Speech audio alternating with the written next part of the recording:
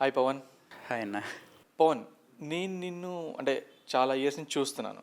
Okay, so నాకు తెలిసిన పవన్ ఏంటంటే నువ్వు ఒక డిసిప్లైన్డ్. నువ్వు అంటే కంప్లీట్గా నేను నా నా స్టైల్ ఇది, నేను ఈ డిసిప్లైన్లో ఉండాలి, నేను ఈ షెడ్యూల్కి నేను ఇది చెయ్యాలి. అది స్టడీస్ కానీ లేకపోతే నీ బయట ఫిట్నెస్ సంబంధించినవైనా కానీ నువ్వు ఇట్లాగా ఉంటావు కదా. సో అట్లా ఉండే నువ్వు అసలు ఈ అన్ప్రొఫెషనల్ ఫెలో అనే పేజ్ ఎలా స్టార్ట్ చేసావు? ఈ మీమ్స్లోకి రావాలి అనే నీ ఇంటెన్షన్ ఏంటి? అంటే దీనికి short term goal, long term goal అని ఉంటుంది కదా. సో అట్లా షార్ట్ టర్మ్ గోల్ లాగా ఇన్స్టాగ్రాము, లాంగ్ టర్మ్ గోల్ లాగా బిగ్ స్క్రీను అనేది ఏమన్నా ఉందా అన్న? అంటే ఫస్ట్ మా నాన్న చెప్పిన ప్రకారం ఒక జాబ్ అయితే తెచ్చుకున్నాం. కానీ చలము మైదానం బుక్లో ఒక కోట్ రాస్తాడు, ఏంటంటే ప్రతి ఒక్కడికి ఒక మైదానం కావాలంట. అతను అక్కడికి వెళ్ళి ఆడి మైండ్లో జరిగే ఆ సంఘర్షణ ఏదైతే ఉంటుందో అది మనసు ప్రశాంతపరచాలంట.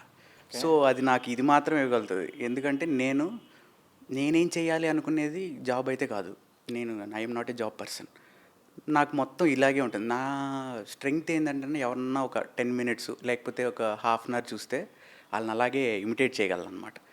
సో ఒక యాక్టర్ అవ్వాలి, లేదంటే ఒక ఆర్జే అవ్వాలి, పబ్లిక్తో మాట్లాడాలి, నేను ఇమిటేట్ చేయాలి, ఇలాంటివి నాకు ఎక్కువ ఉండేవి. సో అలాగా ఇన్స్టాగ్రామ్ అనేది ఒకటి ఉంది అని తెలుసుకుని అందులోకి వచ్చి ఇలా స్టార్ట్ చేశాను అనమాట. లాంగ్ టర్మ్ గోల్ అంటే ఫిలిమ్స్కి మంచి డబ్బింగ్ చెప్పాలి, లేదంటే ఫిలిమ్స్లో యాక్ట్ చేయాలి అనేది long term goal. Okay, so ఇప్పుడు ఈ ఆర్జే అని చెప్పావు కదా, ఈ ఆర్జే అనే దానికోసం నువ్వేమైనా ట్రయల్స్ చేయడం కానీ అట్లాంటివి ఏమైనా చేసావా? చేశాను. ఓకే, చేశాను కానీ ఫెయిల్ అయినా. ఇంజనీరింగ్ టైంలో రెడ్ ఎఫ్ఎం వాళ్ళు వచ్చి ఇతను బాగా మాట్లాడుతున్నాడు, ఇతన్ని తీసుకుందాం అది ఇది అన్నారు. నేను బాగా ఇంక అయిపోయింది నా సక్సెస్, నా బ్రేక్ వచ్చేసింది అనుకున్నా. తర్వాత ఒక 2 రోజులు అతను ఫోన్ ఎత్తలేదు. తర్వాత అతనికి ఫోన్ చేస్తే బ్రో వేరే వాళ్ళని తీసేసుకున్నారు అంటే, నెక్స్ట్ ఆడిషన్ అనే కాన్సెప్ట్ ఉంటుందని కూడా నాకు తెలీదు. సో నేనేమనుకున్నాను, ఆడిషన్స్ ఇవేం కాదు, జనాల్లో మనం కనిపిస్తూ ఉంటే ఎవడో ఒకడు వచ్చి ఇప్పుడు కాలేజీలో జరిగిన ఒక ఫంక్షన్లో నేను మాట్లాడిన దాన్ని చూసి అతను పిక్ చేసుకున్నాడు. సో ఇలాగ నేను ఎక్కడో ఒక చోట మాట్లాడాలి అని చెప్పి ఒకసారి ఎవరికి తెలియని విషయం ఏంటంటే అన్న, తిరుపతిలో సిటీ కేబుల్ ఛానల్ ఉంటుంది కదా.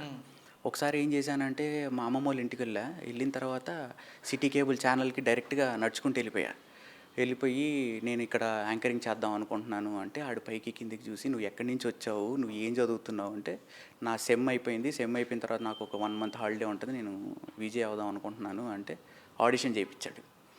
ఆడిషన్ చేయించి చాలా బాగా చేస్తున్నావు, సో నీకు ఈ ప్రోగ్రామ్ స్లాట్ ఇది ఉంటుంది అది ఉంటుంది అని మొత్తం చెప్పాడు. చెప్పిన తర్వాత మళ్ళీ నాకు బ్రేక్ వచ్చేసింది అనుకున్నా.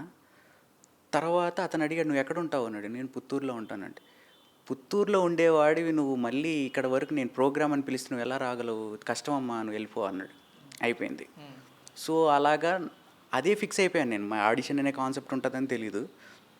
సో అలాగా తర్వాత ఈ ఇన్స్టాగ్రామ్ కాన్సెప్ట్ తెలిసింది. ఈ ఇన్స్టాగ్రామ్లో వీడియోస్ చేస్తే ఎవరో కంట్లో పడతాము అనే దీంట్లో ఇన్స్టాగ్రామ్లోనే ఉన్నా ఇప్పుడు ప్రస్తుతం.